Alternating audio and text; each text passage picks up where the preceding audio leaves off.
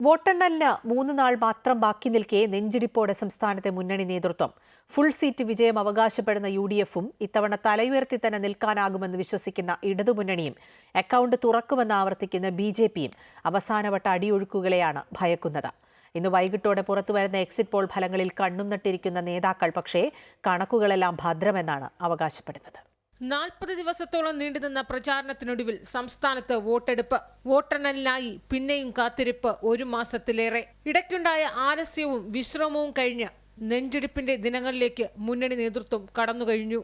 കൂട്ടരും കിഴിക്കലും എല്ലാം കഴിഞ്ഞു. ഫലം അറിയാനുള്ള കാത്തിരിപ്പ് മാത്രം.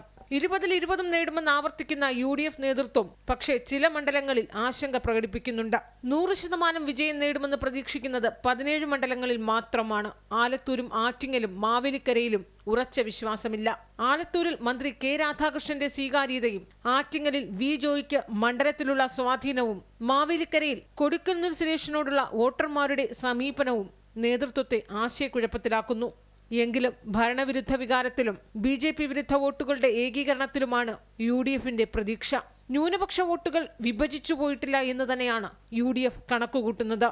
മറുഭാഗത്ത് ഇടതുമുന്നണിയാകട്ടെ ഭരണവിരുദ്ധ വികാരമുണ്ടെങ്കിൽ കൂടി മികച്ച പ്രചാരണത്തിലൂടെ അതൊക്കെ മറികടക്കാനായി എന്ന് കരുതുന്നു. 7 മുതൽ 12 വരെ സീറ്റുകൾ കണക്കുകൂട്ടുന്നുണ്ടെങ്കിലും ഉറപ്പിച്ചു പറയുന്നത് 5 മുതൽ 8 വരെ സീറ്റുകളാണ്. കണ്ണൂർ, വടകര, ആലത്തൂർ, ആറ്റിങ്ങൽ, മാവേലിക്കര, കാസർഗോഡ്, തൃശൂർ മണ്ഡലങ്ങളിൽ ഉറച്ച വിശ്വാസമാണ് മുന്നണിക്കുള്ളത്. തെരഞ്ഞെടുപ്പ് സമയത്തുണ്ടായ വിവാദ പരമ്പരകളെ മികച്ച സംഘടനാ ശേഷി കൊണ്ട് മറികടക്കാനായതിനാൽ UDFിന്റെ 2019-ലുണ്ടായ ഈസി വാക്കോവർ ഇത്തവണ ഉണ്ടായില്ല എന്ന് LDF കരുതുന്നു. ന്യൂനപക്ഷ വോട്ടുകളുടെ ഏകീകരണം തങ്ങൾക്ക് അനുകൂലമായി എന്ന് ഇടതുമുന്നണിയും കണക്കുകൂട്ടുകയാണ്.